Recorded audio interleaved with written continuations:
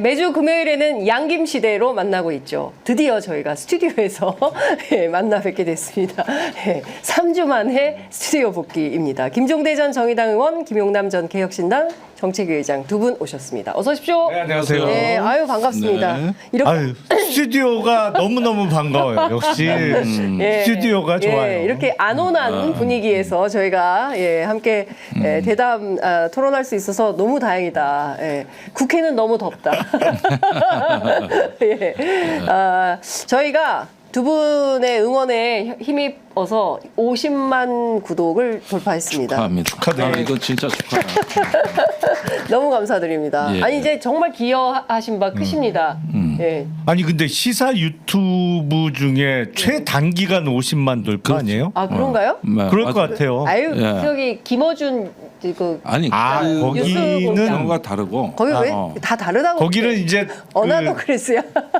TBS에서 계속 하다가. 하다가 그게 그렇죠. 이제 예. 사정이 생기니까 예. 해서 이제 거의 옮겨온 수준이니까 그런 거고. 아니, 그래도 예. 본 마음이 드러나는 거예요. 예. 최소한 본인은 뉴스공장급이라고 보는 거예요. 목표가 거기구나. 아니 왜 안 된다고 보십니까? 거기하고 바로 비교를 하죠. 아니 그러니까 이제 일종의 라이벌리로 이렇게 생각을 하는데 예. 아니에요? 아니, 껴주세요, 좀. 예, 아니 거기는 이제 세계적인 월드스타. 이제 그래요? 정상급으로 거기 가고 BTS급? 있어요. 그렇구나. 더 노력하도록 하겠습니다. 거긴 여기는 소상공인 자영업자랑 거긴 예. 재벌급이지. 그러니까 거기 건물주라서 건물도 있고. 많이 부럽습니다. 저희도 더 열심히 노력해서 여기 오피스텔이라도 사세요. 여기 그러니까 오피스텔이라도 살 수 있기를 고대하면서 그 현장 다니면서 개고생해서 만든 50만입니다.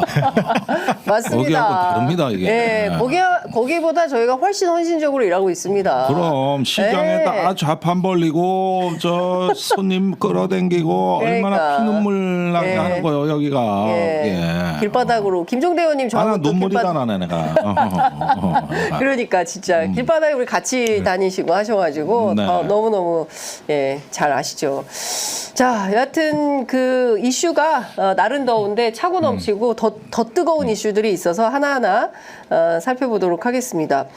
VIP 경로설 1주년 기념식으로 할 수도 없고 1년이 지났어요. 그런데 여전히 막 상당히 많은 내용이 나오긴 했습니다. 근데 여전히 밝혀져야 되는 사실들이 굉장히 많이 있는데 어제 시민사회 단체들이 공동 성명을 내고 외압 관계자들의 통화 기록이 매일매일 소멸되고 있다. 이거 의혹이 사라지지 않도록 조치가 필요하다 이런 주장했습니다. 김종대 의원님 어떻게 보세요? 예, 일단 지금 그 통화 기록 조회가 안 된 사람들의 통화 기록이 사라질까봐 걱정하는 것이죠. 네. 대통령으로는 윤 대통령, 대표적으로는 윤석열 대통령 기록 같은 경우가 그런데. 변호인들은 너무 큰 걱정은 하지 않으셔도 된다 그래요. 왜냐하면 그 상대방 통화했을 법한 사람들한테 증거 보전 신청이라든가 통화 기록 요청이라든가 이렇게 많이 돼 있기 때문에 다 삭제될 리는 없다. 그래가지고 너무 그 7월이 지나간 부분에 대해 가지고 크게 걱정하지는 마시라. 나름대로 열심히 했다. 그리고 통신사들의 굉장히 많은 증거 보전 신청을 했나 봐요. 네. 그래서 이 부분은 좀 걱정은 되더라도 크게 우려하실 만한 사항일까에 대해서는 또 변호인들의 입장을 한번 살펴보시는 게 어떨까 하는 생각도 듭니다. 그렇군요. 그렇긴 한데 통화 기록만 갖고 수사가 되지는 않거든요. 근데 그 기초 자료인 것이죠. 통화 기록은 그야말로 기초 자료고 요새는 뭐 가장 중요한 증거물은 대부분은 휴대폰이죠. 각자 사용하고 있는 휴대폰에 많은 정보가 담겨 있으니까. 근데 이게 제대로 수사가 안 되고 수사기간이 이렇게 늘어지면서 이 거의 그 어디론가는 사라졌다고 봐요. 휴대폰들이. 대부분 지금 수사받은 사람들도 뭐 다른 거 내고 뭐 빈 깡통폰 내고 이런 경우가 많잖아요. 그래서 수사는 제일 중요한 게 신속성과 은밀성인데 이게 두 가지 조건에서 매우 아쉬운 수사가 장기간 이어지고만 있다. 그렇게 수사를 화끈하게 그냥 확 밀어붙여갖고 증거 수집을 끝내야 되는데 예. 그러질 못해서 예. 지금 의혹은 여전히 풀리지 않은 상태인데 이게 나중에 점점 수사가 어려워질 가능성은 높아지죠. 정말 그러면 안 되는데 걱정이 좀 되네요. 근데 사실 이 사건이 처음에는 이제 누가 VIP 경로설로 촉발이 돼서 누가 왜 임성근 사단장을 빼주려고 하는 거냐, 그 실체가 어디냐, 어느 권력이냐, 이제 이걸로 쭉 가다가 멋쟁 해병이라는 단톡방이 김규현 변호사에 의해서 폭로가 되면서 새로운 그 전환점을 맞이하게 됩니다. 그런데 이 사건에서 파생된 또 다른 한 분이 있으니 최모라는 그렇죠. 예, 경찰이에요. 현직 경찰. 알고 봤더니 이 최모 경찰이 그 지금 문제가 되고 있는 소위 경찰판 최해병 사건으로 분류되는 조병로. 예. 백혜룡 경정의 그 마약 사건과 관련해서 여기에 이제 조병로 씨의 부속실장? 부속실장. 예, 으로 활동을 하는 거예요. 이 멋쟁이 해병 단톡방이 지금 뭐 권력의 핵심이에요? 막 이게 막 여기서 다 봐주고 빼고 막 이런 일들이 벌어지는 거 아닙니까? 김종대 의원님 어떻게 보세요? 그러니까 요걸 다시 한번 사실관계를 정리해드리면은 네. 블랙펄 인베스트먼트의 이종호 씨가 네. 그 조병로 경무감을 언급한 게 8월 녹취록입니다. 작년 8월. 예. 그런데 이제 그때는 치안감으로 별 하나 더 달아줘야 된다는 언급을 합니다. 네. 그러니까 자기가 그 굉장히 서포터즈 역할을 하고 있다는 거죠. 예.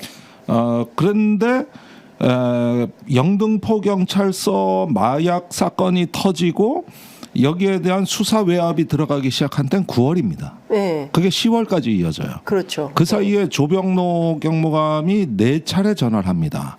그래서 관세청을 빼라. 네. 뭐 이런 얘기를 원래 서울경찰청이 1차 외압을 넣고 네. 2차 외압이 조병로 경무감인데 여기에 전화가 많이 왔어요. 네. 그랬는데 10월이 넘어가면서 이 사실을 윤희근 경찰청장이 보고를 받습니다. 그렇습니다. 그래서 경찰에서 있을 수 없는 일이 벌어졌다 그러면서 징계 신청을 하게 이르는 그렇습니다. 것이죠. 그러면은 이때는 이 여파로 인해서인지 치안감 승진이 좌절됩니다. 네. 그런데 이후에 중앙인사혁신처에서 징계가 불문에 붙여지는데 경찰에서 경무관급 이상의 징계 요구에서 불문이 내려진 건 이거 한 건입니다. 그러니까요. 예외가 없어요. 네. 예. 아니 그리고 청장이 감봉 징계를 요구했는데 불문에 붙이라는 거잖아요. 그렇습니다. 그러니까 이게 일반 중앙인사혁신처의 모든 공무원 징계의 불문 확률은 5%. 그다음에 경무관급 이상은 제로예요. 그러니까 아주 이례적인 일이 일어난 거거든요. 네. 그러면은 별 하나 더 돌아준 거는 실패한 거 아니냐, 뭐 안 된 거 아니냐 그러는데 요 대목에서 보면 문제의 성격이 전혀 달라집니다. 예. 이거는 윤희근 경찰청장보다 더 센 힘이라고밖에 볼 수 없는 예. 어떤 외압이 작용을 해서 예. 이 경무관에 대한 어떤 그 구제가 이루어졌고 구명이 이루어졌고 예. 같은 시간에 그 백혜룡 경정은 좌천됩니다. 네. 그래가지고 그 화곡지구대 강서구에 있죠. 여기에 한직으로 밀려나고 비수사부서입니다. 그러니까 이때는 이제 보복성 인사로 보여지고 그 이전에 화곡지구대로 밀려나기 전에 이 마약 수사의 수사권이 박탈됩니다. 네. 그것도 서울경찰청에서 직접 뺏어간 거예요. 경찰서장을 거치지도 않고 예. 직접 서울경찰청장 직권으로 네. 그 수사부서를 바꿔버린 거거든요. 예. 이렇게 된 거니까 이런 점에서 이제 스토리가 전개가 그 최세병 사건하고 매우 유사하다. 네. 거기에 나타나는 그 일들이 여기서 다 보여지고 있는 거거든요. 예. 그러면은 제가 보기에는 이종호 씨의 영향력에 대한 의심은 여전히 사그러드는 게 아니라 오히려 더 커지는 커지고 거죠. 있죠. 예. 처음에는 이게 뭐 치안감 얘기하는데 뭐 안 됐다더라. 처음에 언론에서 이 보도가 나왔을 때는 어쩌다가 뭐 관심이 있었는데 안 된 일이려니 했지. 뭐 VIP까지 동원할 일이 그건 뭐 있겠냐 이러고 넘어갔는데. 그렇죠. 그게 아닌 거야 이게. 네. 살아난 게 대단한 거죠. 살아난 게. 예. 징계도 안 받고 살아난 게 대단한 거죠. 사실. 대단한 거죠. 근데 이 건은 지금 공수처에 고발이 됐고 네. 그래가지고 공수처 4부에서 지금 백경정 진술을 받았어요. 네. 그래서 수사가 되고 있는데 거기가 최근에 그 말썽 많이 난 데 아닙니까? 그렇습니다. 그러니까 이종호 변호인이 있는 대로 그 사건이 또 갔어. 또 갔어 또. 예. 저번에 그러니까. 공익제보도 그리로 가더니 또 갔어. 예. 아니 자꾸 그 서유기가 생각이 나요.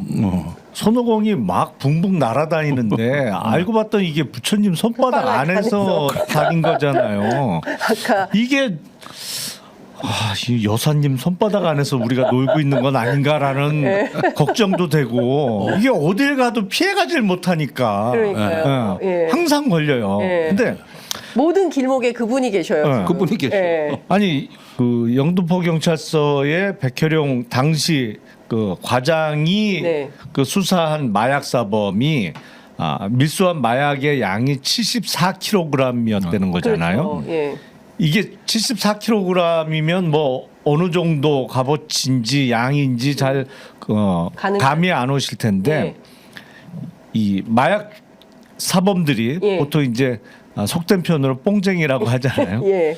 뽕쟁이들이 이제 그 주사기에다가 마약하고 이제 증류수를 섞어서 예. 이렇게 하잖아요. 이제 예. 그들 용어로는 이게 한 짝대기라고 하거든요. 한 짝대기. 예. 주사기 하나를 하나. 한 짝대기라고 하는데 예.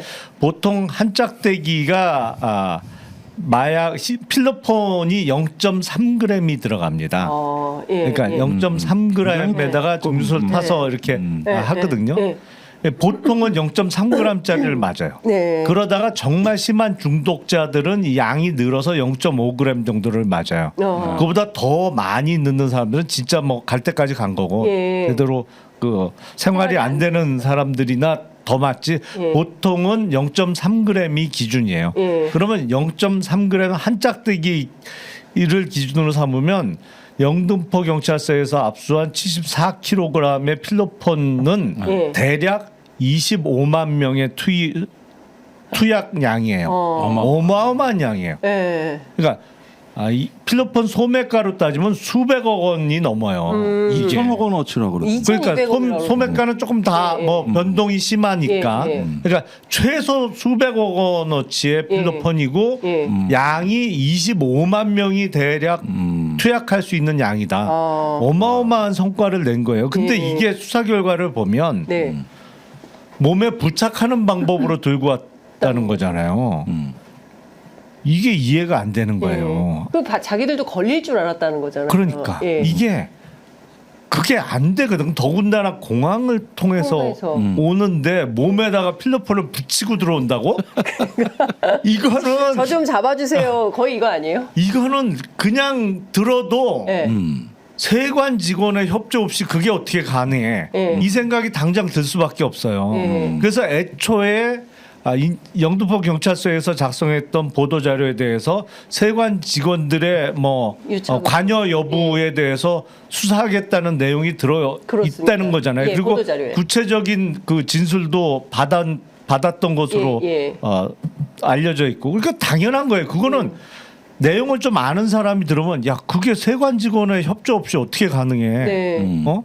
거기서 몸에다 붙이고 들어오는 게. 그리고 실제로 그 공범들 필리핀, 말레이시아 여기서 온 사람들의 진술로 마약 저 조직원들의 진술로 그 관세청 직원들 4명인가 5명의 협조가 있었다라는 건데. 그러니까요. 예. 그건 내용 아는 사람은 당연히 예상되는 거고. 예. 그리고 그런 진술까지 있었기 때문에 당연히 더 들어갔어야 되는 거고. 이거는 그 사실은 조직이거든요. 네. 일망타진을 했어야 되는 거예요. 일망타진. 예. 그렇죠. 예. 근데 이게 수사가 좌절된 거잖아요. 예. 더 깊숙이 못 들어가고 수사가 중단된 거잖아요. 그렇습니다. 아니 마약과의 전쟁을 하는 정부에서 네. 어떻게 이런 일이 가능해요? 그러니까요. 아니 상상이 안 돼. 상상이. 네. 거기에다가 그 영등포 경찰서에서 언론 브리핑할 때 그 보도 자료에서 빠진 대목을 보니까 네. 뭐 관세청에 뭐 공범을 색출하고 이런 대목은 없고 통관 절차에 예. 문제가 있는지도 살펴본다는 요런 정도 표현이에요. 그렇습니다. 이걸 빼라는 거야. 이걸 빼라. 그래가지고 저기 인천공항을 통해서 밀수에 들어왔다는 이 표현도 빼라는 거예요. 그냥 저기 밀입수했다고만 해라. 네. 이렇게 하고 인천공항을 통해 들어온 그 사실도 빼라는 거예요. 그러면 이건 의도가 있는 거지. 이 정도 되면은 아니 저기 뭐냐 보도자료라는 게 이런 정도면은 그냥 저 어떻게 세관 쪽에 문제가 없는지 조사하겠다는 입장인 거고. 네. 그리고 공항을 통해 들어왔다는 거고. 아니 이런데 이러면은 뭘 조사하겠다는 고사하고 공항을 통해 들어왔다는 그것도 빼라. 네. 이거는 확실하게 의도를 갖고 외압을 행사한 거예요. 이거. 그러니까 실제로 내용을 보면 밀반입 수단 및 방법과 관련해서 항공편으로 입국시키거나 요거 빼 이렇게 된 요거 거고요. 빼. 그다음에 조직원 신체 부착 42kg 및 화물편 32kg 요거 빼. 그냥 그러니까. 총 74kg 이것만 넣어 이렇게 된 거고요. 그다음에 필로폰 국내 반입 시 입국 심사 및 통관 과정에서 문제점은 없었는지 살펴보는 한편 요거 빼. 요거 빼. 예, 이렇게 된 거예요. 그러니까 그 이 담당 그 형사과장의 경우에는 확실하게 느끼지. 그렇죠. 그래서 머릿속이 이거. 하얘졌다는 거잖아요. 그러니까. 용산이 이거. 굉장히 나쁘게 안 좋게 보고 있다. 괘씸하게 보고 있다. 왜 이 아니 사건을 그러니까 도대체 왜 그러니까요. 마약과의 왜 전쟁을 선포한 정권에서 네. 어마어마한 마약 수사 성과를 냈는데 네. 그것도 무슨 뭐 한두 봉지도 아니고 네. 필로폰 74kg이라는 어마어마한 성과를 냈고 사실은 그게 세관의 협조 없이는 밀수 자체가 불가능한 범죄이기 때문에 네. 당장 그 뒤를 봐주고 있는 세관 쪽 공무원들에 대한 수사를 바로 할 수 있는 상황이었고 네. 그럼 오히려 훈장을 받아야지. 그렇죠. 예. 근데 왜 매우 괘씸하게 생각하냐고 도대체 그렇죠. why? 예. 아니 와이. 그런데 예. 여기서 우리가 심층적으로 봐야 될 대목은 뭐냐면은 자 용산이라는 표현에 대해 가지고 만약에 최고 실력자가 여기에 관여가 전혀 안 됐다. 네. 대통령 부분 이런 사실을 모른다. 네. 또 최측근도 모른다. 네. 그런데 용산이란 말이 나왔댄다 그러면 지금쯤 격분해야 될 거는 VIP거든요. 그렇죠. 그러면은 과거 같으면 이런 유의 사건이 터졌을 때 경로하셔야 됩니다. 경로해서 네. 왜 이런 표현이 나온 건지 나오냐. 조사해. 그렇죠. 예. 대대적인 대통령실 감찰에 들어가야죠. 해야죠. 감찰. 이랬는데 누구야? 지금 네. 대통령이 경로를 안 하셔. 문제가 그러네. 경로가 안 나오네. 예. 이거는 트리거를 당긴 거거든요. 그렇죠. 그러면은 누가 용산을 사칭한 거야? 예. 적어도 이 정도 반응은 나올 수가 있거든. 예. 근데 대통령과 비서실장과 지금 아무도 말이 없어. 그러니까요. 그리고 저번에 최혜병 건데도 그래요. VIP가 경로해서. 그런데 대통령이 누가 내가 경로했대 이런 반응 보인 적이 없어. 네. 지금까지. 화를 안 내. 그러니까 자주 화를 내셨거든요. 아니 취재해 보면. 최혜병 때는 예. 하루는 그 사단장 이첩한다 그래 경로했고 예. 다음번엔 이첩하지 말라 그랬는데 이첩했다고 이땐 경로 정도가 아니라 광란의 하루를 보냈거든요. 예. 아니 성정이 그러신 분인데 예. 감히 나한테 이럴 수 있어? 이러는데 이번에 용산을 이렇게 직접 언급하고 이러는데 왜 반응이 안 나오는겨? 그러니까요. 아니 이게 최상병 사망 사건 수사 기록을 이첩하지 말라고 했는데 이첩하려고 했다는 이유로 박정훈 대령이 항명 수괴죄로 구속영장이 청구됐던 거잖아요. 네. 네. 근데 백혜룡 경정이 며칠 전에 기자회견까지 했잖아요. 네. 근데 그게 정말 허위 사실이라면 사실이 아닌데 현직 경찰관이 그거 갖고 기자회견까지 하면서 용산이 거론이 됐어. 예. 그게 허위 사실이라면 지금쯤 백혜룡 경정에 대해서는 이건 뭐가 되나? 뭐 무슨 수괴죄 모방 정도로 수괴죄. 무슨 정부 수괴죄로 수괴죄. 정부 전복 수괴죄. 영장 청구가 됐어야 되는 거 아니에요? 예. 이게 사실과 다름이 있다면? 그렇죠. 근데 너무 이상한 거죠. 거기다가 저는 왜 세관을 그렇게 그토록 조병로 경무관이 강조를 했을까? 직접 전화를 해서 세관 얘기 안 나오게 해주시는 거죠. 뭐 이렇게 확인까지 했다는 거거든요. 그런데 이제 이런 얘기를 합니다. 조병로 측은 인천 세관장이 뭐 평소에 알고 지내던 분인데 본인도 관세청에 근무를 네. 했었고 그래서 뭐 어떤 건지 좀 알아봐 달라고 해서 부탁을 받고 그냥 물어봤을 뿐이다. 그게 그렇게 큰 잘못이냐. 아니 원래 외압이 물어보는 겁니다. 이렇게 해 저렇게 해가 아니고 네. 원래 물어보는 거예요. 그게 외압이에요. 그리고 그 전에 서울청이 이미 외압을 행사했어요. 이거 빼라고 아예 노골적으로 지시했다고. 노골적으로. 그러고 나서 조병로 경무관이 등장을 한 거예요. 그리고 거듭거듭 전화가 온 겁니다. 그다음에 더 놀라운 거는 조병로 경무관이 이제 징계를 받게 될 처지가 되니까 이번엔 백혜룡 경장한테 단원설 써달라는 거야.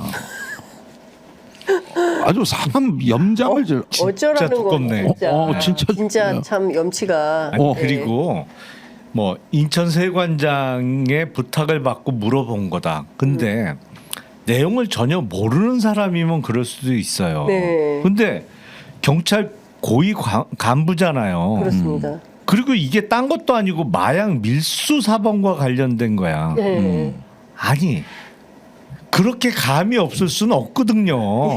그 이거 되는지 안 되는지 판단할 수 그렇지. 있죠. 아니 그리고 이게 사안이 어떤지 아니 몰라요. 지금 필로폰이 74kg이 들어왔는데 이거 관련해서 누가 봐도 세관 직원의 협조 없이는 불가능한 양이고 그렇다면 인천 세관장이 아무리 친해서 부탁을 하더라도 당장 세관 직원들에 대한 대대적인 수사가 필요한 상황인 거는 수사를 안 해본 사람도 알만한 내용인 것인데 더군다나 경찰 고위 간부가 이거를 그냥 부탁받고 물어봤다고 그 정도로 감이 없어요? 그건 불가능해요. 그건 수사를 한 번도 안 해본 사람도 어느 정도 상식이 있으면 감이 있을 텐데 이거는 말도 안 되는 소리를 하는 거예요. 지금 변명을. 그러니까 말도 안 되는 소리를 그것도 그 경찰 간부가 했다는 것이고 여기서 중요한 대목은 윤희근 청장 경우에는 제대로 처리를 하려고 했었던 거잖아요. 이거 상당히 관계도 없는 사람이 왜 전화했어? 이거 수사외압에 해당되기 때문에 이 사람 징계해야 돼. 그래서 감봉 징계를 하라고 했는데 결국 불문에 붙여졌기 때문에 이 상황을 주도한 것은 윤희근 청장은 아닌 것 같다. 이렇게 패싱 당한 거예요. 이원석 총장하고 똑같은 거야. 이원석 총장. 검경이 지금 다 패싱. 어떤 면에서는 이게 그 돌아가는 거에 대해서 감은 없었다. 윤희근 청장은 이게 어느 분의 지시사항인지에 대해서 감은 없었다 이렇게 보여요. 그러면 당시에 서울청장은 김광호 청장이었는데 그러면 김광호 청장이 경우에 따라서 용산과의 관계, 그러니까 청장을 패싱하고 건너뛰고 서울청과 용산의 관계 속에서 이 문제가 진행됐을 개연성이나 가능성. 그죠? 아니 서울중앙지검하고 똑같은 거예요 지금. 그러네. 너무 쉬워. 너무 쉽게 설명해 주셔. 예. 그러네. 거기나 여기나 그 집이나 이 집이나 똑같은. 똑같은 거지. 다들 갈참이고. 그러니까 그러네. 야 개무시해. 네가 해. 그래서 내려 찍은 거지 뭐. 그리고 큰 기관장, 중앙기관장한테 이런 걸 세세하게 지시하는 것보다는 그 밑에 급에 중간급에 이제 지역의 어떤 을 책임지고 하면 다음 출세할 자리가 있잖아요. 그런데 검찰총장이나 저 경찰청장은 다음 갈 자리가 없잖아. 뭐 몰라 나중에 뭐 국회의원이나 뭐 도지사 시켜줄지는 몰라도 그건 바깥의 얘기고 내부에서는 이제 마지막 자리라고 여가. 근데 서울청장, 서울중앙지검장은 뭐요? 다음 자리가 또 있죠. 바로 이게 계단이 남아 있는 사람들이니까 이 짝을 통제하는 거죠.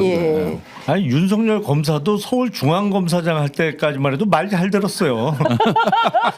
총장 되고 나서부터 안 그랬지. 거기까지는. 그럼. 그렇구나. 아니 근데 또 하나 문제가 그 조지호 청장이 사실상 이분을 좌천성 징계를 한 거 아니겠습니까? 그런 측면에서 보면 지금 신임 청장이 됐기 때문에 백혜룡 경정의 경우에 또 다른 불이익, 인사상 불이익이 있을 가능성은 없을까요? 근데 이제는 네. 그 백혜룡 경정 입장에서도 박정훈 대령하고 비슷한 처지가 된 거죠. 이미 세상에 다 공개를 했기 때문에 네. 뭐 아니면 도죠. 뭐 아니면 도다. 네. 그리고 공직으로서 어떤 앞으로 남은 공직 생활은 네. 이게 진실이 정말 밝혀지느냐 마느냐에 따라 달렸겠죠. 진실이 밝혀진다고 하면 네. 무고함을 다 털고 그리고 네. 뭐 좌천받을 이유도 없었던 것이 다 확인이 될 수밖에 없으니까 남은 공직 생활을 계속 이어가면서 네. 지금까지 했던 것처럼 열심히 하면 될 거고 만약에 이게 뭐 유야무야 덮인다 그렇게 되면 그냥 경찰 경정에 그러니까 경찰서 과장급 정도의 초급 간부의 일탈로 그냥 낙인 찍을 거 아니에요. 네. 박정훈 대령은 항명 내지는 항명 수괴죄로 예. 처벌하려고 했던 것처럼 네네. 그러니까 진실이 어디까지 밝혀질 거냐. 예. 도대체 왜 그랬냐. 난 것도 아니고 네. 마약 사범 수사와 관련해서 왜 막았냐. 이게 밝혀져야죠. 그 네. 부분에 대해서는 난 네. 정권이 앞으로 할 얘기는 뻔하다고 봐요. 네. 공수처 수사 지켜보자 그럴 거예요. 예. 어. 공수처 수사 최병호 지켜보자. 사건도 그러니까. 예. 제가 그래서 지난 정부 때 공수처 설립 반대했던 거예요. 이게 그러니까. 공수처 정도 갈 사건이면 어차피 특검 가야 된다니까 그러니까요. 이거. 그러니까 예. 자, 이종호 씨가 핵심인 것 같아요. 결국 그 멋쟁이병 단톡방에서 본인이 허언증임을 만천하에 주장을 했지만 결국 이 사람은 허언증은 아니고 그렇죠. 상당한 실력자다. 아니 정확히 딱딱 들어맞잖아. 그러니까요. 이게. 예. 그렇기 때문에 그 이종호 씨와 관련된 수사가 정말 본격화돼야 되는데 그 어디에서도 그런 분위기는 없고 특히 특검도 지금 없죠. 재결해서 안 만들어요. 부결됐기 때문에 이제 다음 트랙을 밟아야 되는데 어떤 해법이 있다고 보십니까? 일단 지금 야당의 입장에서는 네. 국민의힘의 한동훈 대표에게 공인으로서 자신이 한 말에 대한 책임을 져라. 약속을 지켜라. 그러니까 그 말 최상병 특검법과 관련해서 제3자 추천안이든 어떤 내용이든 일단 법안을 내라. 그러면 우리하고 협상할 수 있다. 의논해 보자. 일단 국민의힘 의견 법안을 가져오고 우리는 우리 안을 가져올 테니 여기서 절충안을 마련하든지 뭐 이렇게 해결책을 만들어 보자고 지속적으로 요구를 해야죠. 그러면서 제가 보기엔 시한도 좀 정해야 될 것 같아요. 네. 한도 끝도 없이 기다릴 수는 없고 제가 보기엔 한동훈 대표 이거 못해요. 아, 못해요? 네. 못해요. 보세요. 네. 자, 최근에 정책위 의장 밀어내기 한 판에 드디어 성공을 했어요.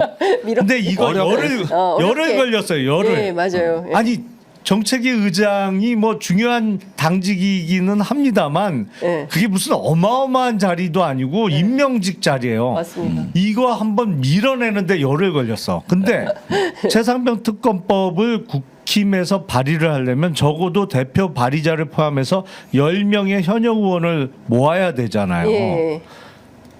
누가 나서겠어요, 현역 의원이. 이거는 용산에 완전히 찍힐 텐데. 네. 그러면 한동훈 대표가 바람막이가 내가 될 테니 나만 믿고 따라 주십시오 하고 10명을 설득해야 되는데 그 정도 배포가 있을까요? 그리고 그 10명을 모으기 전에 실시간으로 누가 만났는지 누굴 접촉하고 다 체크가 누가 넘어갈 듯한지 다 실시간으로 보고될 텐데 이거 할 수 있겠냐고. 근데 10명 못 모은다고 보시는군요. 그래도 민주당 지속적으로 요구를 하고 대신 그래서 시한을 정해줘야 돼요. 언제까지 내라. 8월 20일이 됐던 뭐 예. 며칠이 됐던 그때까지 내라. 안을. 예. 그러면 우리하고 만나서 협상을 얘기하자. 해보자. 예. 지속적으로 요구를 하고 예. 그래서 적어도 국힘 내부에서도 돌아올 수 있는 이제 몇 명 더 4.5명이 더 돌아와야 되잖아요. 네, 그렇죠. 제정신으로. 네. 그럴 수 있는 명분을 만들어주는 작업이죠. 그게 제가 보기엔. 그래서 국힘 안이 끝까지 시한까지 못 나오면 네. 그때 야당 안으로 다시 특검법안을 내고 추진을 해야죠. 그러면서 우리가 이렇게까지 기다려주고 했는데도 여당 안이 안 나오니 우리 안을 냈고 이번에는 정말 국힘 내부에서도 몇 명의 양심자가 더 나오길 바란다 그러면서 설득을 해야죠. 그래야 이게 되지. 맞습니다. 예, 그런데 이미 민주당이 사실은 비슷한 말은 많이 하고 있어요. 그리고 이제 다른 야당 입장도 굉장히 중요하다고요. 이제 개혁신당, 조국혁신당 해가지고 이제 여기서도 사실은 제3자안에 대해 가지고 열어주는 발언들이 계속 나와야 되거든. 네. 이렇게 해서 흔들어 놔야 되는 거죠. 예. 사실은 이번에 62%의 지지율로 당선된 한 대표 입장에서는 탄핵은 아니라 할지라도 특검이나 여사의 강은 둘 중에 하나는 반드시 건너야 됩니다. 네. 그러지 않으면 여사의 이 강. 지금 수평적 당정 협력 관계, 그다음에 저기 중도층 외연 확장 예. 이런 것들을 할 방법이 없습니다. 지금 이번에 그 최고위원회에서도 이렇게 힘을 못 보여주다 보면은 네. 일단 인사에서 메시지를 실었어야 되는데 네. 이번에 당 대표 인사에선 스타일을 구겼어요. 그래가지고 여기서 뭔가 이제 보여줄 게 없죠. 네네. 그다음에 저기 앞으로 여러 가지 어떤 정책이나 입법 과정에서 한동훈식 스타일, 한동훈 브랜드가 나와야 되는데 지금 저기 뭐냐 이거는 입법권과 거부권이 충돌하는데 끼어들 틈이 별로 없습니다. 내가 보기에. 근데 사실 궁극적으로는 여사와 특검의 강을 네. 하나라도 제대로 건널 수 있느냐. 예. 아니면은 그냥 계속 동업안복만 하는 거야. 끝날 때까지 예. 그냥 보수 혁신 당정 관계 계속 그 말만 하다가 하는 거예요, 이게. 그러다 보면 국민들이 뭐 저기 보면 우리 국민들 판단이 빨라요. 네. 그래가지고 뭐 혁신이고 뭐고 몰라 뭐 안철수 같은 사람을 최고위원으로 영입해서 뭔가 좀 외연 확장을 깨하면서 안철수 의원이 특검 찬성한다는 바람 뻥뻥 내질르게 하는 공간을 열어준다거나 예컨대 뭐 이런 거라도 인사에서 최고위원 인사에서 그런 거라도 좀 한다든지. 네. 근데 지금 그러니까 있어야 될 거 아니에요 이게. 새 정책위 의장에는 대구에 사선 김상훈 의원을 이제 지명을 했고 그다음에 지명직 최고는 김종혁 그 원외위원장 고향이죠. 이분이 지명될 가능성이 높다. 이분은 아직 지명이 안 된 것 같아요. 근데 김종혁 위원장은 지금 조직부총장을 하고 있어요. 네. 그래서 근데 그 사임은 했죠. 그 다 그만두라고 그래서. 예, 뭐 일단 사의 표명은 일괄하는 형식인데 예. 그거는 재신임할 수도 있는 거라. 예. 그래서 지명직 최고위원을 많은 사람들이 이제 김종혁 위원장을 예상을 하시고 계신데 예. 100%는 아닌 것 같아요. 그래요? 조금 유동적인 것 같아요. 딴 사람 될 가능성도 있어요? 그 가능성이 조금 있어 보입니다. 그래요. 전혀 의외의 인물? 아니 왜냐하면 예. 김종혁 위원장은 누가 봐도 친한 인사예요. 그렇습니다. 친한 인사고 조직 부총장이 말이 부총장이지 사실은 되게 중요한 자리거든요. 왜냐하면 당협위원장 이렇게 조직책을 임명할 때 결정적인 역할을 하는 자리이기 때문에 네. 그래서 당내 기반이 약한 특히 원내 기반이 약한 한동훈 대표 입장에서는 중요 보직 그러니까 지명직 최고위원 그리고 최고위원은 아닙니다만 사실은 더 중요한 자리인 여의도 연구원장 같은 자리를 대표의 외연 확대용으로 좀 써야 될 필요가 있어 보여요. 네. 뭐 그 부분에 대해서 어느 정도는 생각을 하고 있겠죠. 그렇군요. 누구 가능성이 높다고 보세요? 제가 외부에 있는 사람이 어떻게 알겠어요. 근데 네. 자꾸 이런 얘기 할 때마다 중도 외연 확장을 얘기하는데 그게 존재하는 개념이냐를 내가 좀 따지고 싶은 게 아니 우리 총선 앞두고 제3당이 다 약진한다고 보고 초기에 이준석 대표 지지율이 높았던 게 그 논리였습니다. 네. 이제 여야의 피로감을 느낀 중도 유권자들하고 개혁 보수라든가 뭐 이런 얘기도 엄청나게 많이 했고 또 민주당 쪽에서 이낙연 대표도 그 얘기했고 제3지대 얘기했고 그랬는데 나중에 이게 막상 총선판 들어가자마자 쪼그라들고 하다가 이제 겨우 명맥만 유지하고 있는 거라고요. 네. 내가 항상 이런 걸 볼 때마다 의문시되는 게 그 외연 확장, 중도 확장 이 논리를 그럴듯하게 내놓는데 막상 정치 현실에 들어가면 결국은 진영에서의 대표, 진영에 강화하는 사람이 최종 승자가 되더라는 거예요, 이게. 그래가지고 이 중도 유권자라는 부분을 이게 검증을 해봐야 되는 개념인 게 언론학에 베이지안이라는 용어가 있습니다. 네. 이게 뭐냐면은 상반된 뉴스를 다 보고 판단을 하는 언론 소비자를 뜻하는 거거든요. 예컨대 내가 진보면은 조선일보를 먼저 보는 거예요. 저들은 뭐라고 얘기하는가. 네네네. 또 내가 보수면 한겨레 신문을 먼저 보는 거예요. 이게 핀란드, 노르웨이가 각각 14%, 15%입니다. 네. 우리가 한때 10%였다고. 근데 지금 5% 미만으로 더 줄어들었어요. 아예 안 봐버리는다. 계속 내려가요. 계속 내려가고 있습니다. 그러다 보니까 소멸돼 버린 거야. 이게 중간 완충지대가 이랬는데 이걸 플러그를 꽂으려면은 네. 그 어떤 다수파를 형성하고 다수 연합을 하려면은 뭔가 큰 어떤 새로운 이념 비전 해가지고 조금 더 판을 크게 짜야 그게 성립이 되는 용어인데 지금은 우리나라는 무언가 보면은 저쪽에서 먹는 파이가 커 보이니까 내가 좀 거기다 숟가락을 얹겠다는 얄팍한 심정으로 이 논리를 쓴다는 거야. 그러니까 먹혀드는 동네가 없어. 네. 이걸 갖다가 이 하려면 실제 하려면 그 정도 판이 저 얘기를 하고 외연 확장을 하려면 아까 얘기한 여사의 강, 특검의 강 정도는 과감하게 논의해야 되는 겁니다. 실행은 나중이라 하더라도 그 정도는 내가 전향적으로 받으려다 뭐 629 선언급의 뭐가 이런 정도의 상상력은 나와줘야 그게 움직일 등 말등이지 저걸 갖고 무슨 외연 확장 무슨 뭐 자, 어쩌고 근데- 저쩌고 요거는 오늘의 주제하고는 너무 상관없으니까 멀어서, 제가 짧게, 한 말씀만 짧게 드리면 제가 이해하는 한 이런 거예요. 사실은 중도층이 그렇게 있다면 왜 총선 결과가 그렇게 양당으로 나왔냐.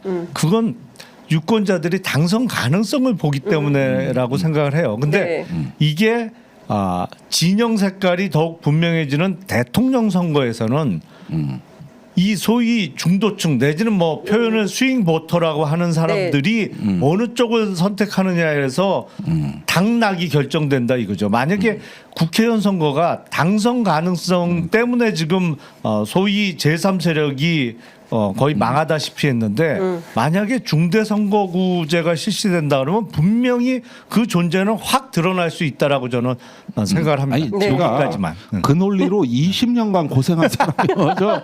정의당이 제3당 하면서 그 뭔가 중대선거구 비례대표 20년을 싸웠어요. 개편만 진짜 20년을 싸웠는데 그러니까. 20년 싸우고 나서 요즘 있잖아요.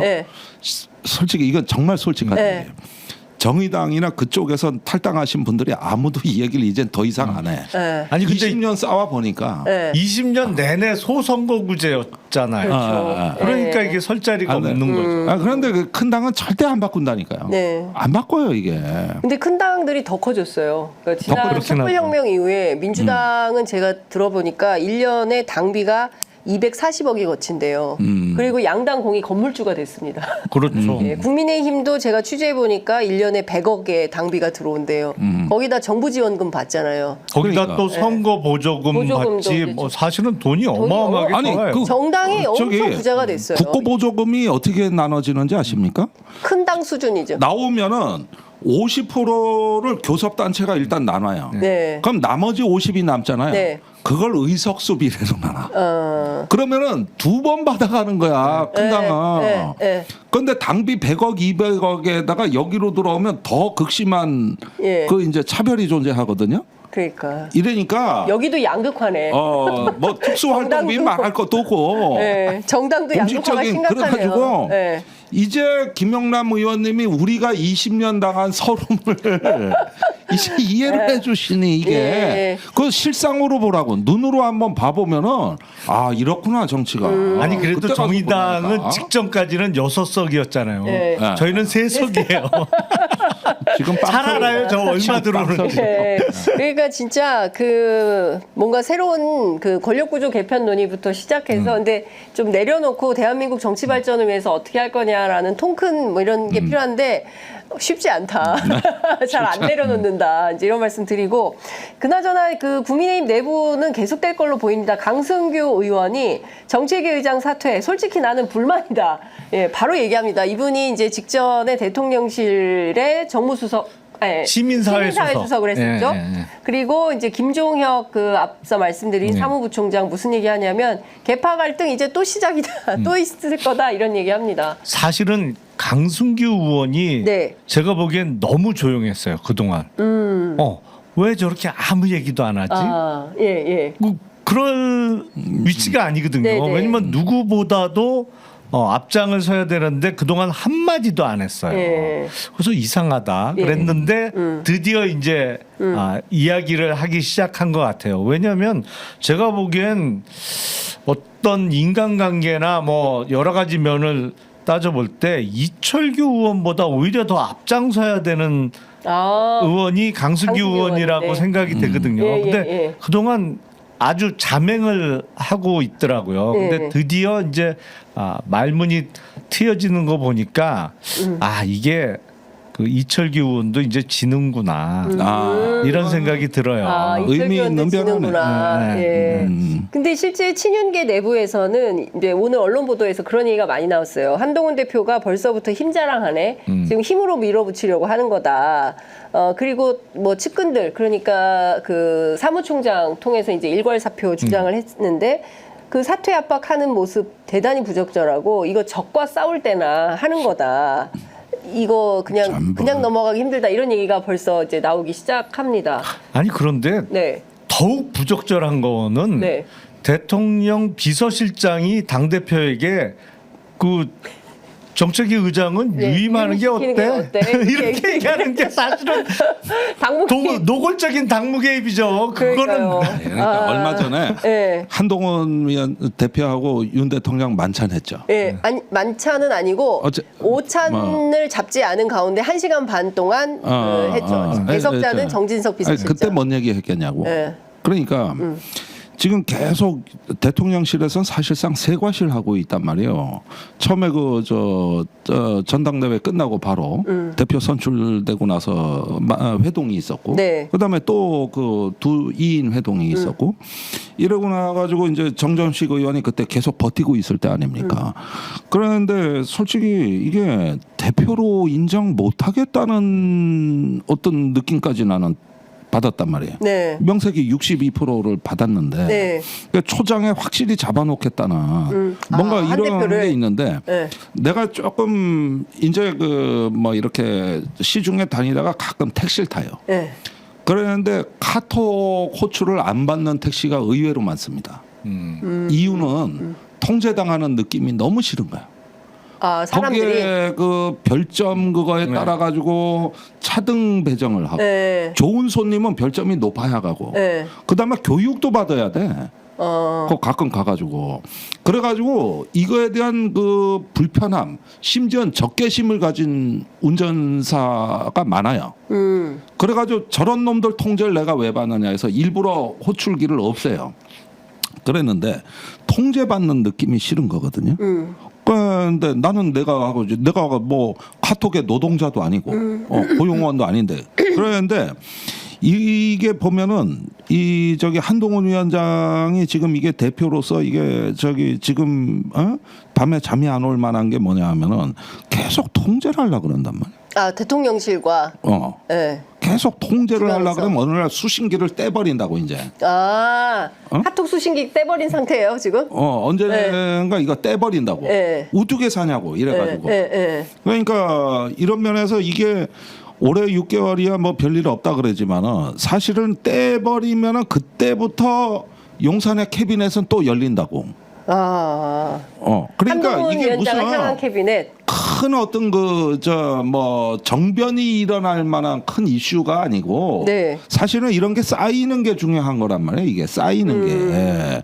그러면서 대표를 마치 통제하는 게 지금 윤 대통령이 원래는 이번에 지원한 원희룡 후보가 20%를 못 얻었어요.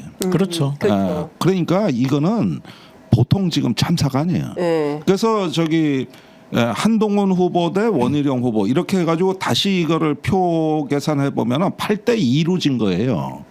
그러면은 이게 어느 정도냐 하면은 버린 카드입니다. 당원들한테는 윤 대통령으로 다음 선거는 안 된다. 그래서 한동훈을 대리인으로 내세운 게 이번 전당대회라고. 아니 그랬는데 이렇게 해가지고 그걸 뻔히 아는 한동훈 대표고 이제 뭘 좀 하려고 그러는데 통제가 들어온다는 건 심각한 사태지. 이 긴장감은 우리야 밖에서 보니까 뭐 아니 한동훈 뭐 저러다 말겠지 어쩌고 저쩌고 하지만 내부에서는 이 긴장감이 얼마나 심하겠냐 이게. 네. 예. 그 지명직 최고위원회 원내 김종혁. 됐네요. 예, 됐어요. 지금 뭐 속보 들어와 있고요. 사실상 전체 9명의 최고위원 가운데 5대 4를 만들었습니다. 5명을 친한계로 만들어서 그 내주 초에 의원총회에서 추인 작업에 들어간다고 하는데 추인 되겠습니까? 되겠죠? 추인이 안 되거나 하진 않겠죠? 그럴 리가 있겠어요. 그러게. 그래서 사실은 될까요? TK 출신 의원을 넣은 정책위 의장에다가 넣은 게 아닌가 싶어요. 왜냐하면 이게 그 국힘 당원 당규상 예. 당 대표가 원내 대표와 상의하여 하고 의원총회 추인을 받아야 되는데 네네. 지금 TK가 압도적으로 의원들이 많으니까 뭐 넓게 보면 영남 쪽 의원들이 거의 다잖아요. 국힘 네, 의원들이. 네, 그러니까 TK 출신의 영남 의원을 정책위 의장으로 세우면 예. 쉽게 추인이 되지 않을까. 그게 같은 영남 의원끼리 김상훈 의원에 대해서 뭐 결정적인 하자가 있는 것도 아닌데 네. 추인을 거절하겠어요. 그러니까 그거는 쉽게 추인을 받기 위한 카드 중에 하나다. 네. 사실은 그 지난 총선 이후에 국힘은 영남 쏠림 현상이 더 심해졌기 때문에 네. 되도록이면 주요 당직일수록 수도권 출신에 배분하는 게 원래는 맞아요. 그렇죠. 근데 사실은. 수도권에 누구 이렇게 했다가 추인이 안 될 수도 있으니까. 그러니까 일단 영남을 이제 넣어서 이렇게 해서 다음 주에 열리는 의총에 사실상 한동훈 호가 이제 출범을 한다고 봐야 되겠네요. 여기 앞서 말씀 주신 대로 여의도 연구원장, 전략기획부총장, 조직부총장 이제 누가 임명이 되는지 그렇죠. 봐야 되겠네요. 배현진 의원 들어가겠습니까? 잘 모르겠네요. 그거는 아니 만약에 배현진 의원이 들어가면 진짜 배현진 의원의 실력은 인정. 예. 그 갈아타기 화려한, 실력은 진짜 예, 인정해줘야죠. 그렇지. 네. 인정해줘야죠. 예. 그러니까 지금 근데 중요한 것은 이제 1단계 이제 인선 이 열흘 걸려서 끝냈고 그다음에 2단계 이제 최혜병 특검으로 가야 되는데 중요한 것은 현역 의원들 최소 10명 이상을 설득을 해야 되는 게 이제 한동훈 대표의 역할인데 그거는 조금 아직 알 수가 없다. 제가 보기엔 당직 인선보다 난이도로 따지면 예. 한 100배는 될 겁니다. 100배. 국힘에서 최상병 특검법을 발의하는 거는 예. 난이도로 따지면 한 100배는 힘든 작업이 예. 될 거예요. 시간이 만약에 길게 걸린다. 뭐 장성철 소장 같은 경우에는 한 12월 말 이 정도 돼야 가능할 거지. 그 전에는 그러면 야당이 그때까지 기다릴 수는 없죠. 그게 될지 안 될지 뭐 언제 될지 모르는 상태에서 네. 12월까지 야당이 어떻게 기다려요. 그거는 안 하자는 얘기하고 똑같은 거죠. 네. 예. 그러니까 참 답답한 전국이 계속 갈 수 있겠어요. 그러니까 당내에서 좋은 리더십이 안 나오면은 이게 정치 전반으로 그 효과가 파급이 되는 거예요. 사실 당분간 한동훈 대표가 진짜 대표가 맞냐 야당의 의심은 계속될 거 아닙니까? 네. 거기에다 이제 겨우 정책위 의장 바꿨는데 이러면 당 대표들끼리 만나서 뭘 협의하고 약속했는데 저 한동훈 위원장이 대표가 분명히 약속했는데 저거 의원총회 가서 뒤집히는 거 아니야? 또 용산에서 찍어 누르는 거 아니야? 그러면은 일단 야당 입장에서는 의심을 해주면 하겠죠. 네. 그러면서 항상 협상이 여기서 지체될 거고 그러면 전국은 더 경색되는 긴장이 높아질 거고 이런 어떤 그 기존의 어떤 그 대결의 문법은 계속될 수밖에 없죠. 만약에 한동훈 대표 자체가 제대로 뿌리를 내렸다. 네. 그리고 뭐 새로운 어떤 리더십으로 간다 그러면 존중 안 할래 안 할 수가 없는 거예요. 그걸 어떻게 무시를 하냐고. 네. 그리고 또 저기 한동훈 대표 스스로가 자기가 대표되면 야당에 설득 당하겠다고도 그랬고 그러면은 그래도 대화는 될 거라고. 네. 근데 그게 아니면은 사실 대화하는 게 의미가 없고 이런 걸 괜히 해봤자 다 용산에서 할 건데 뭐하러 대표하고 얘기하겠어요? 거기에 얘기할 수가 없고. 근데 그렇게 돌아가기 시작하면 사실 한동훈 대표는 대권 주자는 못 되는 거예요. 그렇죠. 대권 네. 주자가 될 수가 없죠. 예. 그런 이미지가 쌓이면 네. 그러니까 어느 순간엔 결단을 해서 예. 정말 헤어질 결심을 해야 되는 거죠. 동산과. 그렇죠. 근데 헤어질 결심은 본인 스스로 안 하더라도 최상병 특검법을 한동훈 대표가 추진하는 순간 당연히 헤어지게 된다. 네. 그렇지. 본인의 결심과 상관없이. 네. 그렇죠. 자, 지금 뭐 국회 필리버스터 계속 하고 있고요. 아마 오후 3시쯤 이제 끝날 것 같고, 그러면 이진숙 방통위원장에 대한 탄핵안 문제도 오늘 다 처리가 될 걸로 보이는데, 그 전에 그만두진 않을 것 같다. 왜냐하면 주변에 국민의힘 주변에서 어떤 얘기가 나오냐면, 이미 우리가 할 일은 다 했다. 그렇지. 그래서 아니, 이제 저도 사실상 방문진에서 그렇죠. MBC 사장 선임하면 돼서 그냥 절차 쭉 보겠다. 이제 이런 방향으로 입장을 바꾼 것 같습니다. 이런 방식으로 그 MBC 장악이 구체화되는 것 같은데 MBC 구성원들은 조금 반발을 세게 하고 있는 것 같긴 해요. 어떻게 보세요? 지금 벌써 MBC 새 사장 누가 될지 다 이해 또 나오고 있습니다. 네. 그러니까 지금 민주당에서 이준숙 방통위원장에 대해서 뭐 오늘 탄핵 소추를 통과시킬 것 같은데 네. 저는 전략적으로는 과연 옳은 방법인지 좀 의문이에요. 왜냐하면 이게 탄핵 소추는 국회에서 통과시킬 수 있습니다만 무엇보다도 헌법재판소에서 탄핵 인용 결정이 나올 수 있느냐. 근데 그거는 제가 가능성이 매우 낮아 보이거든요. 왜냐하면 우리나라 탄핵 제도는 다 아시겠습니다만 사법적 탄핵이란 말이에요. 미국처럼 정치적 탄핵이 아니고. 네. 그러면 헌법재판소에서 직무 수행과 관련해서 헌법과 법률에 중대한 위배 사유가 있어야 탄핵 인용이 되는데, 탄핵 사유는 있습니다만 이게 과연 헌재가 보기에 탄핵 인용 사유가 될 수 있느냐, 저는 대단히 회의적이고, 그러면 오히려 대단히 잘못되고 부적절한 윤석열 대통령의 인사권 행사에 대해서 면죄부만 주는 꼴이 되지 않느냐, 이런 걱정이 좀 돼요. 어떻게 보세요, 의원님? 네, 뭐 저도 이상민 학습 효과가 그거 아닌가. 지금 어떻게 보면 탄핵을 하고도 아직도 자리에 붙어 있는데 이번에 개각 대상에서 또 빠졌더라고. 네. 그래서 일단은 그렇게 이제 장기화되는 흐름은 예상해야 될 것 같다. 그리고 MBC에 대해서는 이진숙 방통위원장이 더 할 일이 없어요. 그래서 이 부분은 사퇴 안 할 것 같다. 네. 이렇게 하면서 이 부분 뭐 질의멸렬하게 갈 건데, 저는 민주당이 말이에요. 계속 이렇게 가서 역풍이 걱정이 되고 또 이게 결과가 안 나온다면은 네.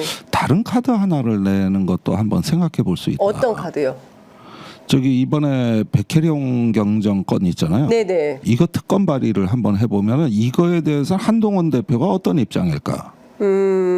백혜령 특검 일단은 던져보는 겁니다. 저기 지금 공수처에 가 있는데 거가 이종호 변호사가 있다니까, 제 사부가. 예.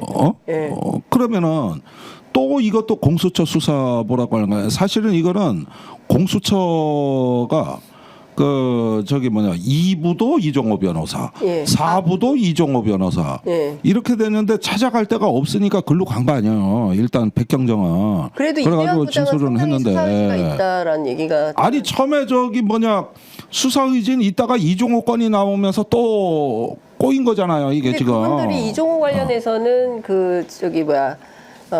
수사 못하게 배제되지 않았나요? 아니 피신청을 했죠. 아니 피신청도 하고. 진술 다 받고 다 끝난 다음에? 다 끝난 다음에 녹취록 다 보고, 그리고 직무 배제했으면은 그 사이에 뭐 용산으로 정보 다 빠져나갔지 뭘. 그러네요. 중요한 게 그 다음에 수사 잘하든 말든 이미 길목에서 다 지키고 정보 다 빼냈는데 뭔 소리입니까? 네. 그러니까 이게 예. 이런 문제들까지 있는데 하필이면 거기 2명의 검사가 있는 기관에서 수사를 해야 된다는 건 이해 충돌의 소지가 있고, 기관 내에서는 이게 아무리 직무 회피를 했다 하더라도 한 기관 안엔 있다. 여전히 과천에서 만나고 있다 이 사람들끼리. 아 그럼 밥 같이 먹을 수도 있는 거고 뭐 얼마든지 할 수도 있는 건데 그 해당 직무에서 배제했다는 걸 안심할 수 있냐? 그러면- 이런 식으로 네. 일단은 보면서 요 사건 진행에 따라서 이 특검에 대해서 한동훈 대표의 견해를 한번 물어보는 거예요. 그리고 받을 여차하면 거라고 한번 보세요? 아니 그러니까 저기 마약과의 전쟁을 선포한 게 누굽니까? 한동훈 법무부 장관이셨죠. 본인이잖아요. 네. 본인이 한 거 아니요. 네. 그래서 여기에 이해관계가 없으면 네. 아니 그럼 왜 못 받냐고 이런 네. 식으로 압박을 해야 되는 거죠. 네. 지금 경찰, 검찰 여기서 다 문제가 생겼는데 공수처는 이런 문제가 있다. 그럼 이건 받아야 될 거 아니냐. 이렇게 한번 압박을 해보고 던져보는 거죠. 어떻게 나오는지. 근데 당장 오늘 보면 조선일보 프레임이 네, 그렇죠. 민주당 공격으로 바뀌었어요. 그래서 지금 뭐 특검과 탄핵이 이렇게 많이 제기할 수가 있는 거냐, 뭐라고 이제 비판을 하기 시작했거든요. 뭐 탄핵. 뭐 동아일보도 그랬고. 그러니까. 제가 사실 걱정하는 게 한국일보도 그래. 그거예요. 지금 이준석 방통위원장에 대한 탄핵도 제가 반대하는 이유가 이 국민적 피로도가 높아지는 것도 사실이거든요. 그리고 너무 많아요. 숫자가. 일단 탄핵도 뭐 이상민 행안부 장관뿐만 아니라 전직 판사들에 대한 탄핵, 검사들에 대한 탄핵, 그리고 역대 방통위원장들에 대해서 추진했던 탄핵 너무 많고 특검법도 그 최상병 특검법, 뭐 한동훈 특검법, 또 이런저런 뭐 김건희 특검법 너무 많아요. 그 국민들이 보시기에는 조금 내용이 헷갈릴 수도 있고 탄핵 특검법은 매번 나오는 얘기, 똑같은 얘기 이런 피로도가 쌓일 수가 있거든요. 그리고 이 마약 수사와 관련한 외압 의혹은 사실은 최상병 특검법의 관련자들이 그 사람이기 때문에 최상병 특검법의 수사 범위에 만약에 법안이 통과돼서 실시된다면 수사 범위에 포함될 가능성이 매우 높습니다. 그래서 제가 보기엔 선택과 집중을 해야 돼요. 네, 제가 네. 보기엔 특검법도 지금 가장 중요하고 시급한 건 최상병 특검법의 통과고 네. 탄핵은 정말 중요하고 반드시 해야 되는 탄핵을 위해서 탄핵 카드는 정말 아껴둬야 된다. 지금 상황에서는 저는 그렇게 생각합니다. 네. 근데 사실 그 민주당 입장에서 좀 반론을 해보자면 대통령이 노상 거부권 행사를 하니까 국회 차원에서 할 수 있는 것은 탄핵 또는 뭐 특검 이거밖에 없지 않냐. 뭐 다른 전략적 수단이나 선택할 게 없다. 그리고 이미 국회 차원에서 청문회도 하고 뭐도 하고 막 이러면서 열심히 싸우고 있는데 어쩌란 말이냐. 우리는 최선을 다하고 있다. 이렇게 항변하시거든요. 근데 그게 국민들께서 보시기에는 아이고, 예. 윤석열 대통령이 상식을 안 지키고 자기 마음대로 하는 것도 맞는데 민주당도 의석수가 너무 많다고 매번 탄핵 그리고 청문회도 여러 차례 하고 특검도 이런 특검 저런 특검을 야당에서 얘기하니까 똑같이 자기 마음대로 하는 것처럼 비춰질 가능성이 있다고 봐요. 그렇게 되면 안 되는 거거든요. 사실은 지금 국정 운영의 난맥상에 대한 국민의 분노 게이지가 쭉 올라가야 되는 상황인데 네. 아유 뭐 이놈도 보기 싫고 저놈도 보기 싫어 이런 정서가 확산되면 그거 그게 안 되는 거죠. 예, 그러니까 쫙 그게 몰아가야 돼요. 그렇죠. 예. 그게 가장 걱정스러운 측면이에요. 예. 근데 그게 이제 그 어떤 좀 안정을 바라고 이걸 그 국정을 보는 어떤 중도층의 표심일 수는 있는데 저는 그게 그렇게 크다고 보지는 않습니다. 예. 네. 왜 그러냐 하면은 실제로 게릴라식으로 의혹이 터져 나온 건 사실이에요.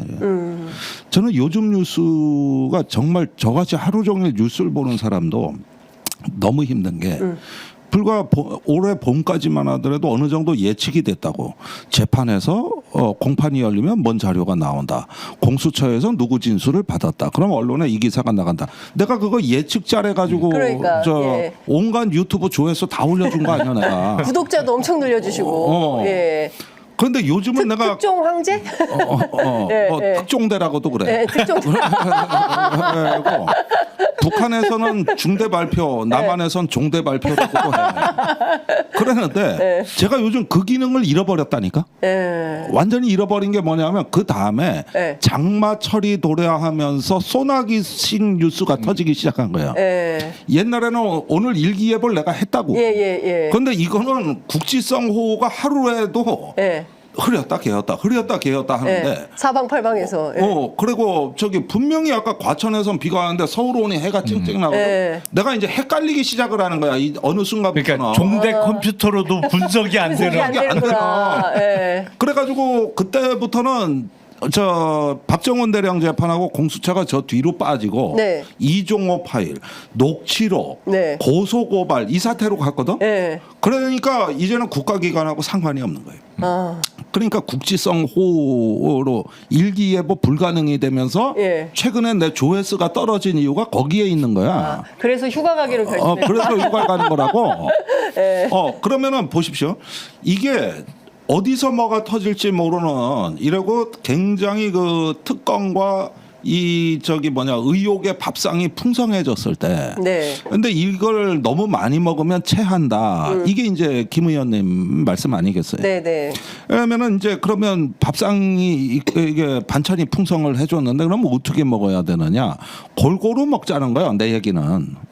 그래가지고 이거를 좀 뭐 남용이다 이러기지만은 한 건 한 건의 가치가 너무나 커요. 지금 저기 그 사실은 사도광산에 대해 외교부 국정조사 할 사유가 너무 차고 넘쳐요.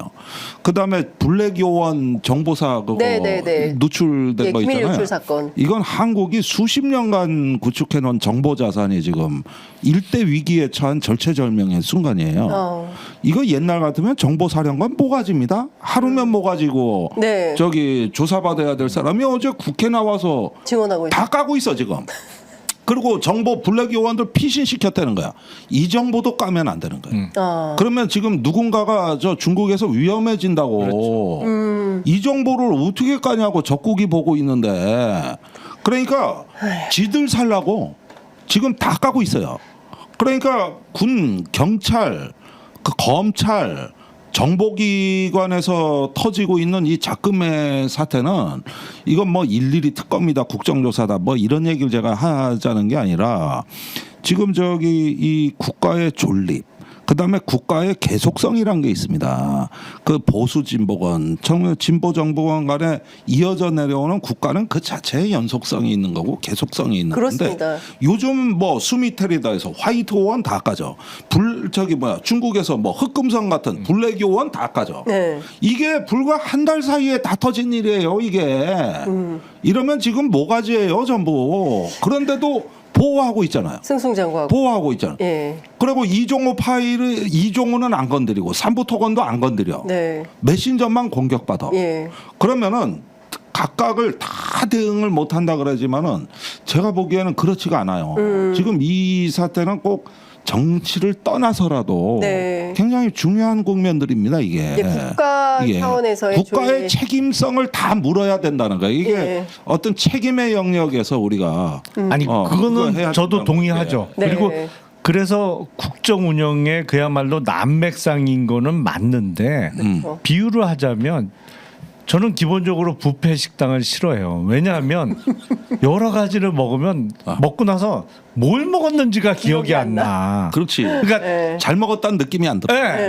뭘 하나 뭐 찌개가 됐던 뭐가 됐던 뭘 하나 맛있게 먹으면 저 집은 참 저게 맛있다 잘하네 이게 기억에 남는데 뷔페는 여러 가지를 분명히 많이 먹었는데 기억이 안 나요. 뭘 먹었는지. 그래서 제가 보기엔 지금은 무조건 최상병 특검법에 단일 메뉴에 집중을 해야 그러니까 매기 매운탕 하나 끓여서 거기다가 수제비도 넣고 칼국수도 넣고 계속 거기서 우려 먹는 게 더 좋지 않냐. 이런 말씀이시죠. 이런 거 아닙니까? 그런데 저는 또 이게 그래도 우리 뷔페 사장님들 입장도 생각을 해줘야 된다. 그분들도 열심히 하시는 분들이요. 그분들도. 알겠습니다. 그러니까 점심시간이 왔어요. 네. 12시 6분. 예, 이미 6분이나 더 길게 했기 때문에 더 이상은 먹는 제가 얘기 그만하고. 먹는 얘기 그만하고 하여간 참 정치적으로 여러 위기 국면을 지나가고 있고 이러면 좋을까 저러면 좋을까 궁리를 하면서 새로운 방법들을 찾아가는 길에 있다고 생각을 하고요. 그 길 위에 두 분 함께해 주셔서 너무 늘 감사드리고 오늘 말씀은 여기서 마무리를 하고 김종대 의원님 휴가 잘 다녀오시고 네. 예, 다다음 주에 뵙도록 하고 예. 우리 김용남 의원님은 다음 주에도 계속 뵙는 예. 걸로 하겠습니다. 자, 두 분 말씀 잘 들었습니다. 고맙습니다. 네, 네, 고맙습니다.